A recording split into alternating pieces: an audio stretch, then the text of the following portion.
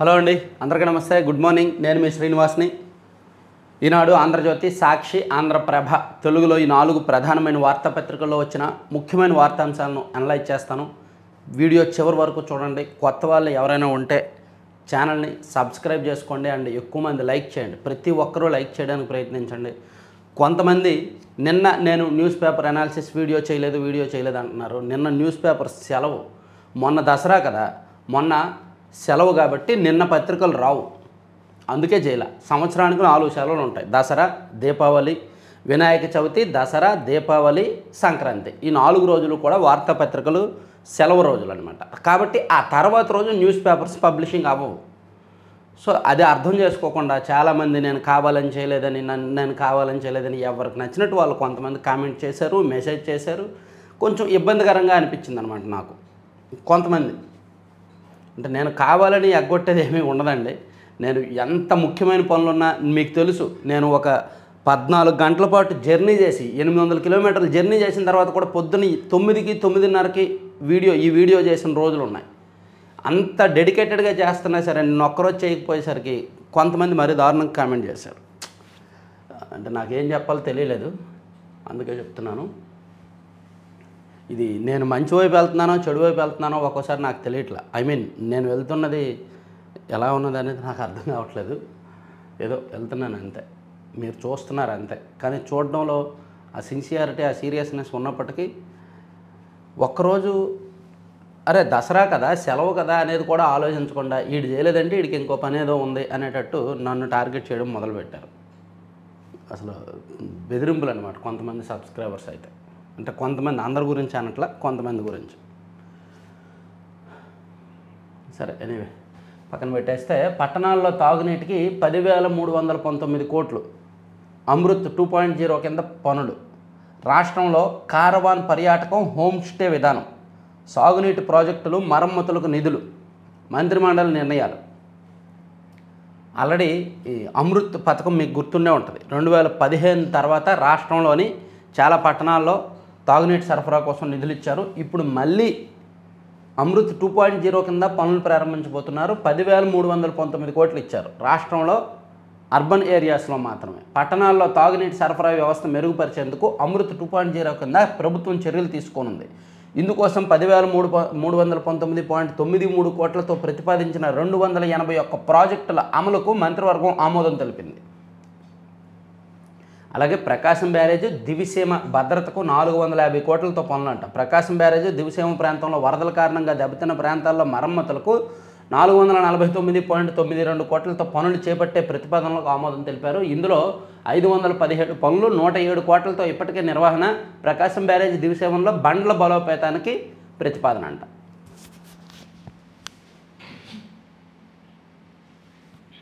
నిన్న ఈ అంశాలపై చర్చించారు. వీటితో పాటు మంత్రులకు సీఎం గారు ఒక చిన్నపాటి క్లాస్ స్పీకర్ అనమాట.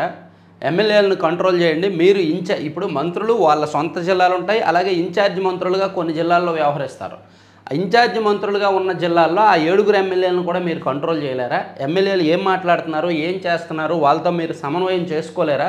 మీ బాధ్యత అదే కదా అని చెప్పి పొలిటికల్ మేనేజ్మెంట్పై దృష్టి పెట్టండి. ఇన్ఛార్జ్ మంత్రులకు ముఖ్యమంత్రి స్పష్టీకరణ, ఎమ్మెల్యేలను కంట్రోల్ చేయాల్సిన బాధ్యత మీదే అని ఒకంత కఠినంగానే చెప్పారనమాట.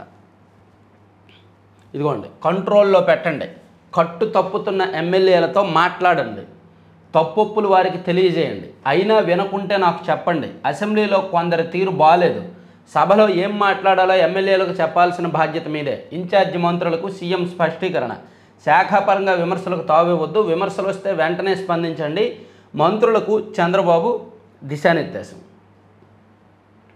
సో ఇది చాలాసేపు జరిగింది. ఎందుకంటే అసెంబ్లీలో ఎమ్మెల్యేలు మాట్లాడిన మాటల పట్ల సీఎం గారు ఈవెన్ పార్టీ మీటింగ్లో మాట్లాడారు, ఆ రోజు అసెంబ్లీలోనే మాట్లాడారు, నిన్న క్యాబినెట్లో కూడా మాట్లాడారు అనమాట. అంటే ఆయన ఎంత హర్ట్ అయ్యారు కొంతమంది ఎమ్మెల్యేల వ్యవహార శైలి పట్ల అనేది అర్థం చేసుకోవచ్చు. అలాగే ఆటో డ్రైవర్ల సేవలోనే ఆటో డ్రైవర్ల సంక్షేమం కోసం ఈరోజు 435 కోట్లు అనుకుంటా, సుమారుగా 2,90,000 మంది ఆటో, క్యాబ్, ట్యాక్సీ డ్రైవర్లకు 436 కోట్ల లబ్ధి, ఒక్కొక్కరికి 15,000 చొప్పున జమ. ఆర్టీసీలో మహిళలకు ఉచిత ప్రయాణంతో డ్రైవర్ల ఆర్థిక సమస్యలు తగ్గించడమే లక్ష్యమని ఈరోజు అది ఇవ్వబోతున్నారు. సో దానికోసం ఒక పెద్ద యాడ్ కూడా ఇచ్చారు. ఈనాడు, ఆంధ్రజ్యోతిలో ఈనాడు, ఆంధ్రజ్యోతి, ఆంధ్రప్రభ అండ్ కొన్ని దాదాపుగా ఒక 8-9 పత్రికల్లో ఫస్ట్ పేజ్ ఫుల్ పేజ్ యాడ్లు ఇచ్చారు. యాడ్ల కోసమే ఒక 2-3 కోట్లు ఖర్చు పెట్టారనమాట. అమరావతి కోసం ఎస్పీవి పనులు వేగవంతానికి కేబినెట్ నిర్ణయం. రాజధానిలో భూ సేకరణ నోటిఫికేషన్ నుంచి 433.36 ఎకరాల మినహాయింపు. గ్రీన్ హైడ్రోజన్ ప్రచారానికి సలహా కమిటీ. నీటి సంఘాల్లో 2 పిల్లల రూల్ తొలగింపు. సో ఈ కేబినెట్ భేటీకి సంబంధించిన అంశాలు కూడా వేశారు. అది తర్వాత విజయవాడ ఉత్సవం నిన్న ముగిసిందండి. దసరా నవరాత్రులు సందర్భంగా విజయవాడలో సమాంతరంగా ఉత్సవం నిర్వహించారు కదా, ఆ ఉత్సవం నిన్న ముగిసింది. దానికి సీఎం చంద్రబాబు గారు వెళ్ళారు, కార్నివాల్లో పాల్గొన్నారు. సో నాడు అంధకారం, నేడు ఉత్సవం, ఉత్సాహం. 15 నెలల కిందట రాష్ట్ర ప్రజలకు స్వేచ్ఛ వచ్చింది, అభివృద్ధి, సంక్షేమం, ఉల్లాసం మేళవించిన పాలన అందిస్తాం. విజయవాడ ఉత్సవ వేడుకల్లో సీఎం చంద్రబాబు.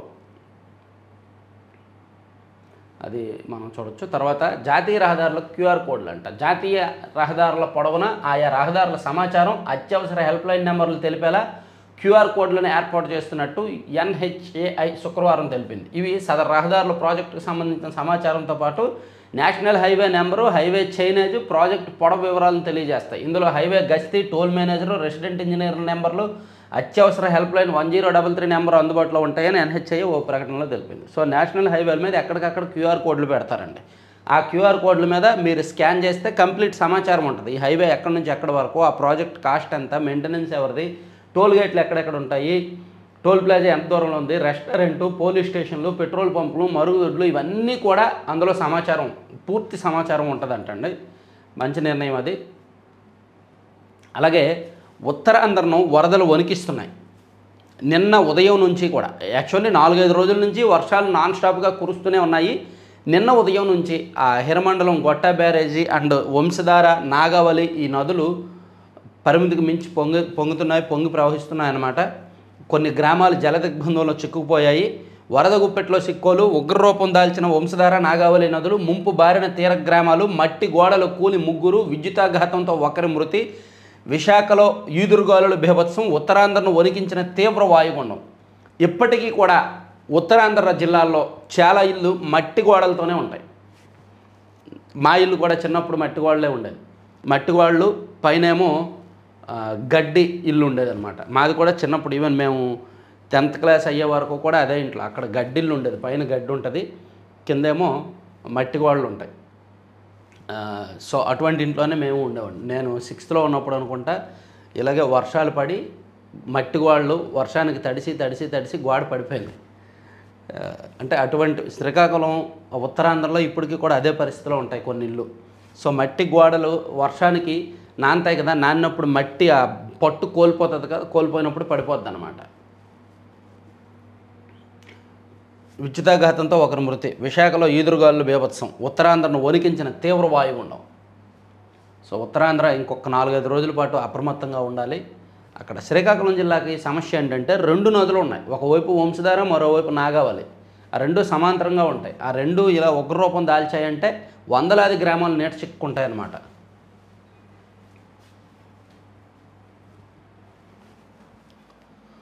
ఇక కారుణ్య నియామకం హక్కు కాదు, ఉద్యోగి చనిపోయి ఏళ్లు గడిచాక అనుమతించలేం. సింగిల్ జడ్జి తీర్పును రద్దు చేసిన హైకోర్టు ధర్మాసనం. 10 ఏళ్ల తర్వాత దరఖాస్తు చేయడంపై ధర్మాసనం అభ్యంతరం. కారుణ్య నియామకాలను అంటే ఎవరైనా తండ్రో తల్లో ఉద్యోగం చేస్తూ చనిపోతే వాళ్ళ పిల్లలకో లేదా వాళ్ళ తమ్ముడికో ఎవరికో ఉద్యోగం ఇవ్వడాన్ని కారుణ్య నియామకాన్ని హక్కుగా డిమాండ్ చేయాలని, దానికి అర్హత ఉండాలని హైకోర్టు స్పష్టీకరించింది. ఉద్యోగి కన్నుమూసినప్పుడు, శాశ్వత ఐకమత్యం బారిన పడి ఆదాయం ఆకస్మికంగా నిలిచిపోయినప్పుడు కుటుంబ ఆర్థిక ఇబ్బందులు ఎదుర్కోకూడదనే ఉద్దేశంతో కారుణ్య నియామక పథకాన్ని తీసుకొచ్చారని, ఈ నియామకాల విషయంలో నిబంధనలు, మార్గదర్శకాలకు విరుద్ధంగా వ్యవహరించడానికి వీల్లేదంది. 1999లో తండ్రి చనిపోతే 2009లో కారుణ్య నియామకానికి ఒక వ్యక్తి దరఖాస్తు చేయడాన్ని, ఆ అభ్యర్థనను తిరస్కరిస్తూ 2009లో ఇచ్చిన ఉత్తర్వులను 2017లో హైకోర్టులో సవాల్ చేయడాన్ని ధర్మాసనం తప్పుపట్టింది. 10 సంవత్సరాల తర్వాత కూడా ఉద్యోగం ఎలా ఇస్తారు అని ధర్మాసనం అభ్యంతరం వ్యక్తం చేసిందనమాట. ఇక 112 కోట్లతో 6 వరుసల వంతెన అమరావతికి అనుసంధానించే మార్గంలో ఉన్న ట్రాక్పై నిర్మాణానికి రైల్వే శాఖ ఆమోదం. కోల్కతా చెన్నై జాతీయ రహదారి నుంచి రాజధాని అమరావతికి అనుసంధానించే E13 రోడ్డులో ఉన్న రైల్వే ట్రాక్పై 6 వరుసల వంతెన నిర్మాణానికి రైల్వే శాఖ ఆమోదం తెలిపింది. గుడ్. అమరావతికి సంబంధించి ప్రాజెక్టులకు కేంద్ర ప్రభుత్వం కూడా చాలా స్పీడ్గానే రియాక్ట్ అవుతోంది. అలాగే ఆకాశమే హద్దుగా విమానయాన రంగం విస్తరణ 2030 నాటికి 50 కోట్లకు చేరనున్న ప్రయాణికులు. ఏపీ మంత్రి లోకేష్తో ఎయిర్ బస్ చర్చలు ఫలప్రదమైనట్టు భావిస్తున్న కేంద్ర మంత్రి రామ్మోహన్ నాయుడు. భారత పౌర విమానయాన రంగం వేగంగా విస్తరిస్తోంది, ఏటా 10 నుంచి 12% వృద్ధి రేటు సాధిస్తోంది అని పౌర విమానయాన శాఖ మంత్రి రామ్మోహన్ నాయుడు చెప్పారు. ఢిల్లీలో గురువారం నిర్వహించిన ఇండిగో ఎయిర్ బస్ భాగస్వామి సదస్సులో ఆయన మాట్లాడారు. దేశీయ విమాన ప్రయాణికుల సంఖ్య వచ్చే 5 ఏళ్లలో 50 కోట్లకు చేరువవుతుంది. ఈ రద్దీని తట్టుకోవడానికి కేంద్ర ప్రభుత్వం ముందస్తు చర్యలు చేపట్టింది. గత 11 ఏళ్లలో ప్రతి 45 రోజులకు ఒక కొత్త విమానాశ్రయాన్ని అందుబాటులోకి తెచ్చింది. దాదాపు దశాబ్ద కాలంలో విమానాశ్రయాల సంఖ్యను 74 నుంచి 163కు పెంచి వచ్చే 20 ఏళ్లలో విమానాల సంఖ్య 3500 నుంచి 4000కు చేరుతుందని రామ్మోహన్ నాయుడు చెప్పారండి. ఇక జగన్ పాలనలో రోజుకో నిరుద్యోగి అంటండి. 4 ఏళ్లలో ఏపీలో 1552 మంది బలం ఉన్నారనమాట. 2019 నాటికి ఈ నిరుద్యోగుల దీనిలో ఆంధ్రప్రదేశ్ 16వ స్థానంలో ఉంటే 2023 నాటికి 10వ స్థానానికి వచ్చింది. వైఎస్ఆర్ కాంగ్రెస్ పార్టీ అధికారంలో ఉన్నప్పుడు వాళ్ళు సాధించిన ఒక పెద్ద ఘనత ఇది. ప్రతి 100లో 4 నిరుద్యోగులవే అని ఇచ్చారు. జగన్ పరిపాలనలో ఆంధ్రప్రదేశ్లో సగటున రోజుకో నిరుద్యోగి బలవన్మరణానికి పాల్పడ్డాడు. 2020 నుంచి 23 వరకు మధ్యలో 4 ఏళ్లలో మొత్తం 1552 మంది నిరుద్యోగులు స్వీయ మరణాలు చేసుకున్నారు. వీరి బలవంతపు అంశంలో 2019 నాటికి దేశంలో 16వ స్థానంలో ఉన్న ఆంధ్రప్రదేశ్ 2023 నాటికి 10వ స్థానానికి ఎగబాకింది. అంటే చూడండి, వైసీపీ సాధించిన మరో ఘనత ఇది. మొన్న సాక్షిలో పెద్ద డప్పు వార్త రాసుకున్నారు. మేమే భేషు, జగన్మోహన్ రెడ్డి గారి హయాంలోనే భేషు, అది ఇదని. ఇది ఆ డొలతనం, వాళ్ళు పరిపాలించిన పాలనలో డొలతనం ఇది. పుష్కరాల నాటికి పోలవరం పూర్తి చేయాల్సిందే. ఎడమ కాలువ పనులు ఎందుకు చేయలేకపోయారు? అధికారులను నిలదీసిన సీఎం చంద్రబాబు. గుత్తేదారులతోనూ చర్చలు, ఆలస్యాన్ని సహించేది లేదని హెచ్చరిక.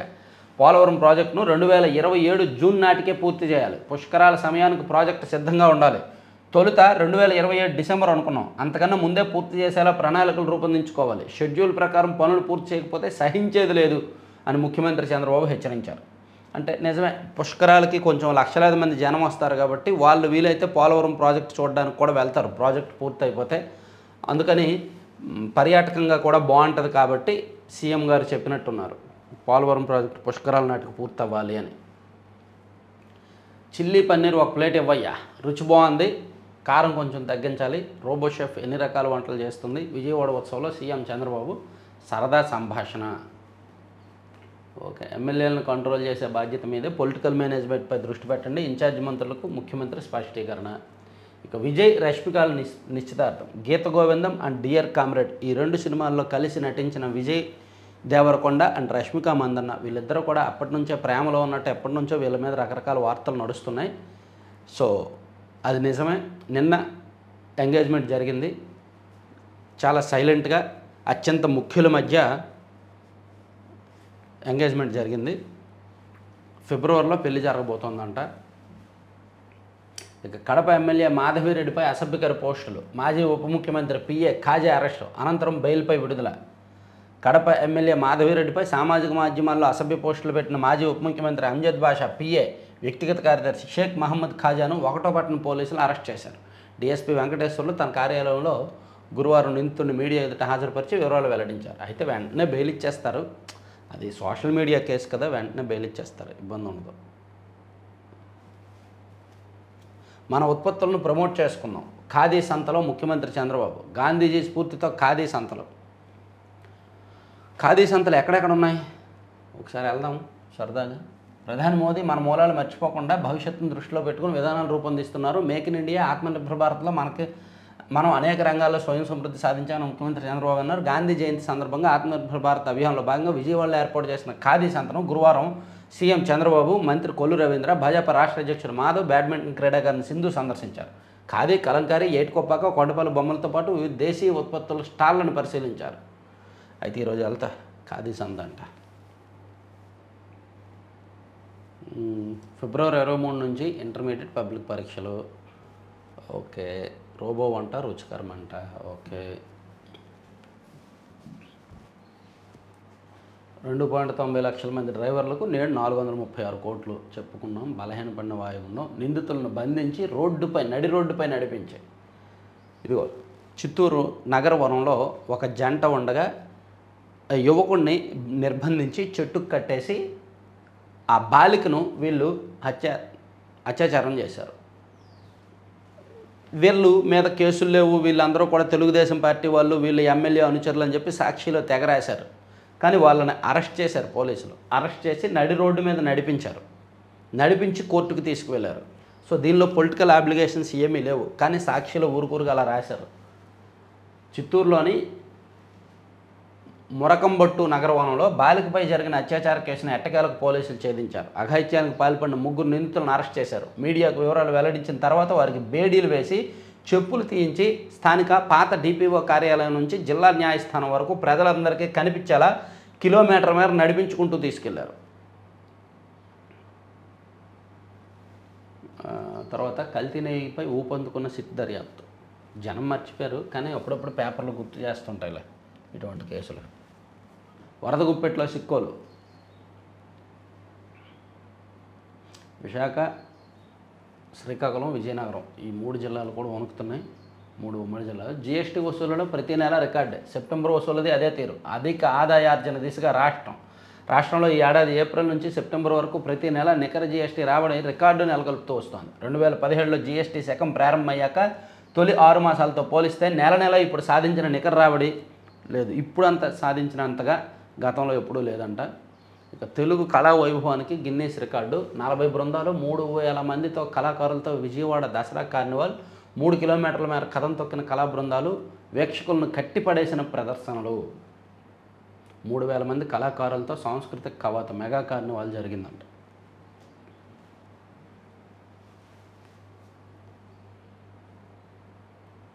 సో ఇవన్నీ ఈనాడులో అంశాలు. ఈనాడులో వచ్చాయి.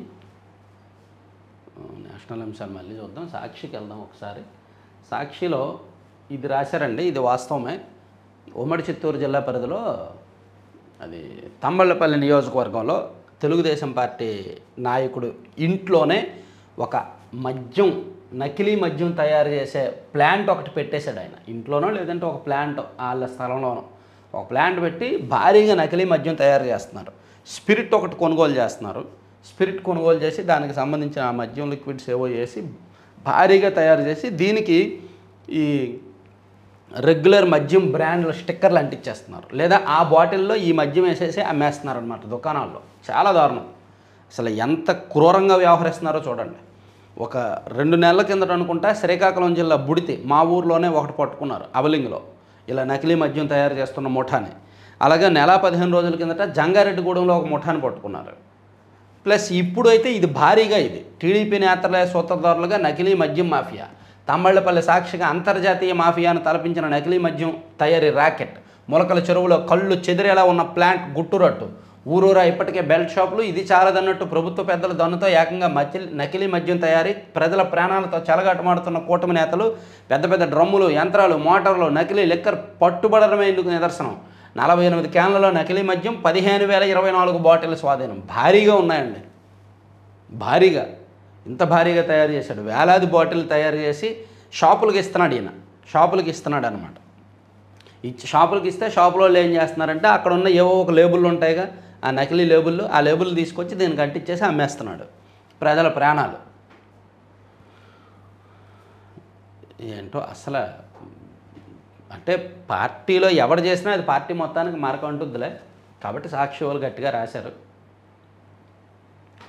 అందులోకి ఆయన పార్టీలో ముఖ్య నాయకులకి అనుచరుడు.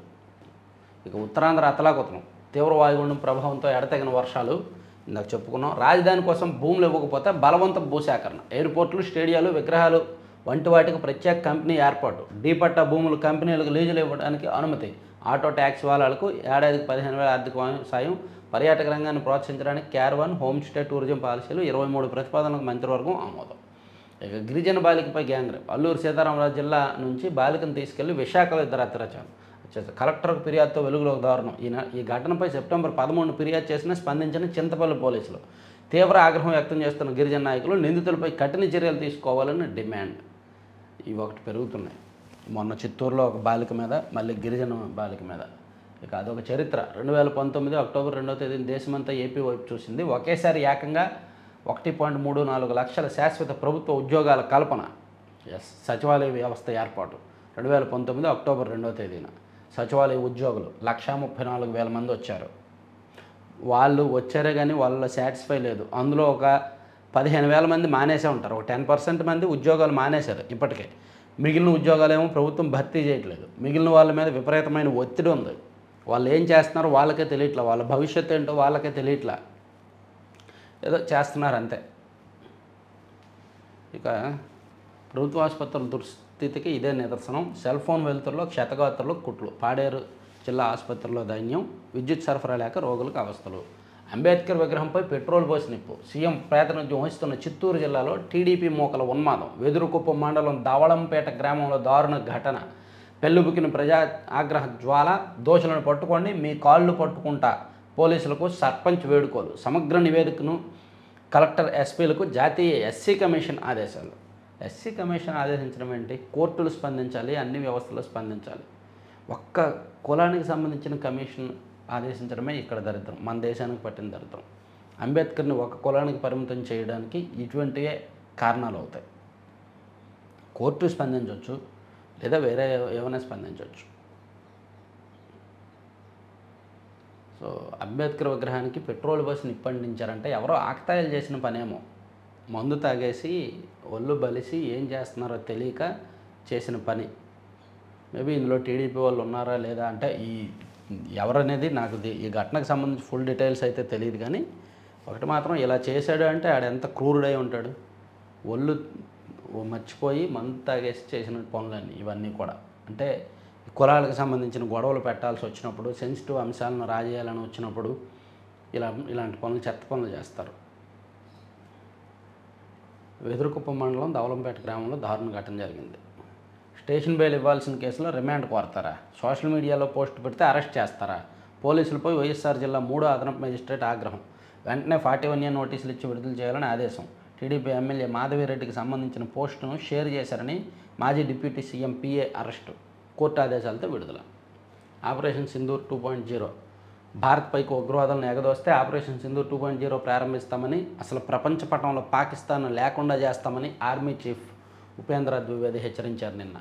ఇక 13 పాక్ జెట్లు కూల్చేశాం. ఆపరేషన్ సింధూర్లో భాగంగా పాకిస్తాన్కి చెందిన 13 ఫైటర్ జెట్లు కూల్చేశామని air chief marshal Amarpreet Singh నిన్న చెప్పారు.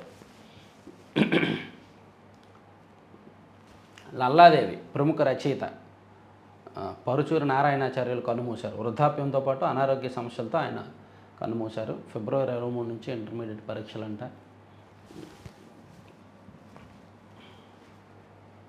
నకిలీ మద్యం మాఫియా గప్చుప్. అమరావతి నుంచి పెద్దల ఆదేశం. కల్తీ మద్యం దందాకు ప్రభుత్వం రక్షా కవచం. ప్రభుత్వ కీలక నేతలే కల్తీ మద్యం రింగ్ మాస్టర్లు, నియోజకవర్గ నేతలే సూత్రధారులు, పాత్రధారులైన టీడీపీ చోటా నేతల అరెస్టుతో సరి యథేచ్ఛగా సాగుతున్న కల్తీ మద్యం రాకెట్ దోపిడీ. జిల్లాలు, రీజియన్ల వారీగా రాకెట్ వ్యవస్థీకృతం. తయారీ నుంచి అమ్మకాల వరకు సిండికేట్ నెట్వర్క్. రాష్ట్రంలో 3వ వంతు అమ్మకాలు కల్తీ మద్యమే. తొలేడాది 5,280 కోట్ల దోపిడీ అని గట్టిగా రాశారు. టీడీపీ పెద్దల పాత్ర ఉంది అన్నట్టు రాశారు.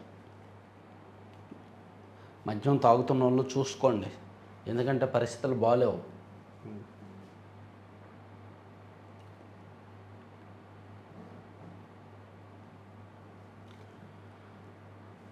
ఓకే, ఇది కూడా పక్కన పెడితే ఆంధ్రజ్యోతిలో ఆల్మోస్ట్ వణికిన ఉత్తరాంధ్ర చెప్పుకున్నాము. ఇంకేం కావాలి? విజయ్కు నాయకత్వ లక్షణాలు లేవు. అంతమంది మరణిస్తుంటే ఘటనా స్థలం నుంచి పారిపోతారా? కనీసం విచారం వ్యక్తం చేయరా? ఇదేం పార్టీ, ఇదేం విధానం? ఇంతమంది చనిపోతే చూస్తూ ఊరుకోలేము. విజయ్పై కేసు ఎందుకు పెట్టలేదు? కరూరు ఘటనపై మద్రాస్ హైకోర్టు ఫైర్. సో కరూరులో జరిగిన ఘటన విజయ్ పార్టీ మెడకు చుట్టుకుంది. పాపం ఆయన ఏదో ఎక్స్పెక్ట్ చేస్తే సింపతి ఏమైనా వస్తుందేమో, ప్రభుత్వం మీద తోసేద్దాం, స్టాలిన్ గవర్నమెంట్ మీద తోసేద్దాం అని ఆయన ఎక్స్పెక్ట్ చేస్తే అది రివర్స్ అయ్యేలా ఉంది. కోర్టు చాలా సీరియస్ కామెంట్స్ చేసింది. అసలు విజయ్కి నాయకత్వ లక్షణాలు లేవు, అసలు ఆ పార్టీ అదొక రాజకీయ పార్టీనా, అదొక విధానం ఉందా? అంతమంది చనిపోయి అంత పెద్ద ప్రమాదం జరిగితే అక్కడ నుంచి పారిపోతారా? ఇది కరెక్ట్ కాదు అని ఫైర్ అయిందనమాట. ఇది విజయ్ పార్టీ అంటే రాజకీయంగా ఒక రకంగా విజయ్ పార్టీకి కష్టమే, టీవీకేకి. ఇక అమరావతి కోసం ఎస్పీవి ఇందాక చెప్పుకున్నాం కదా. నెక్స్ట్ పేజీకి వెళ్దామా. 2 ఏళ్ల జీతం ఇచ్చి ఉద్యోగుల తొలగింపు. దేశంలోనే అతిపెద్ద ఐటీ దిగ్గజం టీసీఎస్లో లే ఆఫ్లో. వీళ్ళు ఇక్కడ లే ఆఫ్ ఇస్తుంటే మాకు ఇక్కడ విశాఖపట్నంలో ఒకటి పెట్టి 12,000 మందికి ఉద్యోగాలు ఇస్తామని ఎలా చెప్తున్నారు? ఉన్న వాళ్ళకి లే ఆఫ్లు ఇస్తున్నారంట. ఉద్యోగులు సంస్థలో పనిచేసిన కాలాన్ని బట్టి తొలగింపు ప్యాకేజీగా 6 నెలల నుంచి 2 ఏళ్ల వేతనం. దేశంలోనే అతిపెద్ద ఐటీ సేవల సంస్థ టాటా కన్సల్టెన్సీ సర్వీసెస్ సిబ్బంది పునర్వ్యవస్థీకరణ కార్యక్రమం కింద ఉద్యోగుల తొలగింపు ప్రక్రియ చేపట్టింది. సంస్థ అవసరాలకు అనుగుణమైన నైపుణ్యాలు లేని నైపుణ్యాలను పెంచుకొని ఉద్యోగులను ఇంటికి పంపిస్తోంది. ఇలా తొలగించే ఉద్యోగులకు 3 నెలల వేతనాన్ని నోటీస్ పేగా అందిస్తోంది. దానికి అదనంగా ఉద్యోగులు టీసీఎస్లో ఎంతకాలంగా పనిచేస్తున్న అంశం ఆధారంగా 6 నెలల నుంచి 2 ఏళ్ల వేతనాన్ని తొలగింపు ప్యాకేజీ కింద ఇస్తోంది. ఏ ప్రాజెక్టులోనూ లేని వారికి 8 నెలలకు పైగా బెంచ్పై ఉన్నవారికి కేవలం 3 నెలల వేతనం మాత్రమే ఇచ్చి సాగునంపుతోంది. రహదారులు గుంతలు లాంటి అహంకారాన్ని సరిచేసుకోండి. కర్ణాటక మంత్రికి లోకేష్ ఘాటు సమాధానం. Journalist Kristin Mathew Philip October 1న బెంగళూరు ఔటర్ రింగ్ రోడ్డు దుస్థితిపై ఓ ట్వీట్ వేశారు. అధ్వానపు రోడ్డు కారణంగా మరిన్ని స్టార్టప్స్ సంస్థలు నార్త్ బెంగళూరు వైట్ఫీల్డ్ వైపు మారేందుకు సిద్ధమవుతున్నాయి అని ఫిలిప్ పేర్కొన్నారు. తన సందేశానికి ఆయన మారబోతున్న కంపెనీల జాబితాను జత చేశారు. ఈ సందేశం ఆంధ్ర, కర్ణాటక రాష్ట్రాల ఐటీ మంత్రుల మధ్య ఎక్స్లో యుద్ధానికి కారణమైంది. మంత్రి లోకేష్ స్పందిస్తూ ఉత్తరం అనే పదం వినడానికి బాగుంది, ఇంకాస్త ఉత్తరం వైపుగా వస్తే అనంతపురం ఉంది, అక్కడ ప్రపంచ శ్రేణి ఏరోస్పేస్ డిఫెన్స్ ఎకో సిస్టమ్ రూపొందిస్తున్నాం అని ఎక్స్లో పేర్కొన్నారు. దానికి కర్ణాటక ఐటీ మంత్రి ప్రియాంక్ ఖర్గే ఆగ్రహం వ్యక్తం చేశారు. ఆయన ప్రతిస్పందిస్తూ బలహీన పర్యావరణ వ్యవస్థలు బలమైన వ్యవస్థలపై ఆధారపడడం సహజం, అది తప్పేమీ కాదు, అది నిరాశాజనకంగా మారితే బలాన్ని కాదు మరింత బలహీనతను చూపుతుందని పేర్కొన్నారు. దీనిపై మంత్రి లోకేష్ ఘాటుగా స్పందించారు. దేశంలోనే అతి చిన్న వయసు గల రాష్ట్రంగా ప్రతి అవకాశాన్ని అందిపుచ్చుకోవాలనుకుంటున్నాం, తద్వారా అభివృద్ధి చెందాలని మరిన్ని ఉద్యోగాలు కల్పించాలని ఆకాంక్షిస్తున్నాం. మనం ప్రయాణం అర్ధాంతరంగా ముగిసిపోకముందే రోడ్లపై గుంతలు లాంటి అహంకారాన్ని సరిచేసుకోవడం మంచిదని నా వినయపూర్వక సలహా అంటూ ఎక్స్లో పేర్కొన్నారు. కర్ణాటక ఐటీ మంత్రికి మన రాష్ట్ర ఐటీ మంత్రికి జరిగిన వాగ్వాదం అనమాట. ఎక్స్లో జరిగిన వాగ్వాదం ఇంట్రెస్టింగ్గా ఉంది, అందుకే మొత్తం చదివా. అమెరికా వర్సిటీల్లో విదేశీ విద్యార్థుల ప్రవేశాలు 15% మించొద్దు అని ట్రంప్ సర్కారు ఒక పరిమితి విధించింది. అమెరికాలోని యూనివర్సిటీలకు 15% కంటే ఎక్కువ విదేశీ విద్యార్థులకు ఇవ్వద్దని పరిమితి విధించింది. ఇక ప్రపంచ పటం నుంచి తుడిచేస్తాం, పాక్కు ఆర్మీ చీఫ్ హెచ్చరిక. అదేదో చేయండి, పాక్ 10 జట్లను కూల్చేసాం. ఇక ఫ్యూచర్ సిటీ నుంచి బందర్ పోర్టుకు గ్రీన్ఫీల్డ్ హైవేకు వెళ్ళేది ఇలా అనేది ఒకటి రాశారండి. సో ఇది ఆంధ్రజ్యోతిలో అంశాలు. ఇవి కూడా మనం పక్కన పెట్టి ఆంధ్రప్రభలో ఏమి వేశారో ఒకసారి చూద్దామా. ఆంధ్రప్రభలో ఆటో డ్రైవర్ల సేవలు అని ఇది ఒకటి ఖచ్చితంగా వస్తుందిలే అడ్వర్టైజ్మెంటు. తర్వాత గ్రీన్ హైడ్రోజన్ వ్యాలీకి గ్రీన్ సిగ్నల్. సలహా కమిటీ ఏర్పాటు, అసైన్ భూముల బలవంతం నిషేధ బిల్లు సవరణ ముసాయిదాకు ఓకే, సంతానం ఎక్కువన్న సాగునీటి సంఘాల ఎన్నికలు అర్హులే, నీటిపారుదల ప్రాజెక్టులపై మరింత ఫోకస్, అమరావతి ఎస్పీవికి లైన్ క్లియర్, కార్వాన్ పర్యాటకానికి ఉత్సాహమని రాశారు. తర్వాత పుష్కరాల్లోగా పోలవరం ఇందాక చెప్పుకున్నాం కదా. టెర్రరిజం కొనసాగిస్తే భూగోళం నుంచి లేపేస్తాం, పాక్కు భారత ఆర్మీ చీఫ్ ఎయిర్ ఫోర్స్ చీఫ్లో వార్నింగ్. నేటి నుంచి ఆటో డ్రైవర్ సేవలో. అమరావతిలో పెట్టుబడులకు మలేషియా 5 ఏళ్లలో 6,000 కోట్ల నుంచి 10,000 కోట్ల పెట్టుబడికి రెడీ. వైద్య విశ్వవిద్యాలయం ఏర్పాటుకు సైబర్ జైవర్సిటీ సంసిద్ధత. మంత్రి నారాయణతో సెలంగార్ స్టేట్ మంత్రి ఎంపీ గణపతి రావు ప్రతినిధి బృందం భేటీ. రాజధానిలో ప్రభుత్వ భవనాల సందర్శన. మంచిది. మలేషియా పెట్టుబడులు పెడద్దంట అమరావతిలో. చంద్రబాబు ఫోటోతో పోస్టల్ స్టాంపు. ఖాదీ సంతలో బహుకరించిన తపాలా శాఖ అధికారులు. ఇక భారత్ ఎవరికి తలవంచదు, ఒత్తిళ్లకు లొంగదు, పుతిన్ చెప్పిన మాటలు. ఇక విశాఖలో మినీ హుద్హుద్. దసరా రోజు వర్ష బీభత్సం. సిటీ పరిధిలోనే అల్లకల్లోలం. గంటకు 72 కిలోమీటర్ల వేగంతో ఈదురుగాళ్ళు. తోడుగా కుంభవృష్టి. 180కు పైగా నేల కొరిగిన చెట్లు. 2015 అక్టోబర్లో వచ్చిన హుద్హుద్ని తలపిస్తూ మొన్న కుంభవృష్టి వర్షం, ఈదురుగాలుడు, గాలి వాన బీభత్సం సృష్టించింది విశాఖపట్నంలో. వైట్ హౌస్లో లే ఆఫ్స్. వేల సంఖ్యలో ఉద్యోగుల తొలగింపు, షట్డౌన్ పరిణామాల నేపథ్యంలో చర్యలు. శ్వేతసౌధం ప్రెస్ సెక్రటరీ అధికారిక ప్రకటన. ఫెడరల్ ప్రభుత్వాన్ని పునర్వ్యవస్థీకరిస్తున్నాం. ట్రూత్ సోషల్లో అధ్యక్షుడు ట్రంప్ పోస్ట్. ఇక కరూరు తొక్కిసలాటపై సిట్ విచారణ. నాయకత్వ లక్షణాలు లేవంటూ విజయ్పై ఘాటు వ్యాఖ్యలు. ఓకే, ఇంకా నిధులు కావాలంటే నిబంధనలు పాటించాల్సిందే. విదేశీ విద్యార్థులపై ట్రంప్ కొత్త మెలిక, విశ్వవిద్యాలయాలకు ఉత్తర్వులు. అమెరికా విశ్వవిద్యాలయాలకు ఇండో అమెరికన్ల భారీ విరాళాలు. బ్రహ్మోస్ కంటే భీకరాస్త్రం ధ్వని రూపొందిస్తున్న భారత్. రక్షణ రంగంలో స్వయం సమృద్ధి సాధిస్తున్న భారత్ హైపర్సోనిక్ గ్లైడ్ వెహికల్ ధ్వనిని రూపొందిస్తోందంట. ఇక రైతుల కళ్ళలో ఆనందమే ఈ చిన్నారికి దీపావళి మతాబు. గాజావాసులకు మద్దతుగా ఇటలీలో సమ్మె. ఐఏఎస్ కోచింగ్ సెంటర్కి 5 లక్షల జరిమానా. సివిల్ సర్వీసెస్ పరీక్షలకు ఢిల్లీలో పేరొందిన దృష్టి ఐఏఎస్ కోచింగ్ సెంటర్కు కేంద్ర వినియోగదారుల హక్కుల పరిరక్షణ ప్రాధికార సంస్థ 5 లక్షల జరిమానా విధించిందా? ప్రియురాలిపై కోపంతో ఆమె తనయుడు కిడ్నాప్. 4 అరెస్టు, తుపాకీ స్వాధీనం. ట్రంప్కి నోబెల్ వస్తుందా రాదా? ట్రంప్కి నోబెల్ ఇస్తే ఆ నోబెల్ బహుమతి విలువ పడిపోద్దండి. వస్తుందా రాదా అని దాని గురించి వార్త కూడా అనవసరం కదా.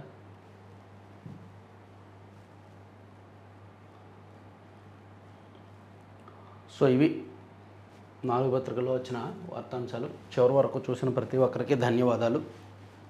లైక్ చేయండి దయచేసి. మీ మిత్రులందరికీ కూడా వీడియో లింక్ షేర్ చేయండి. కొత్త వాళ్ళని సబ్స్క్రైబ్ చేసుకోమని చెప్పండి. Thank you.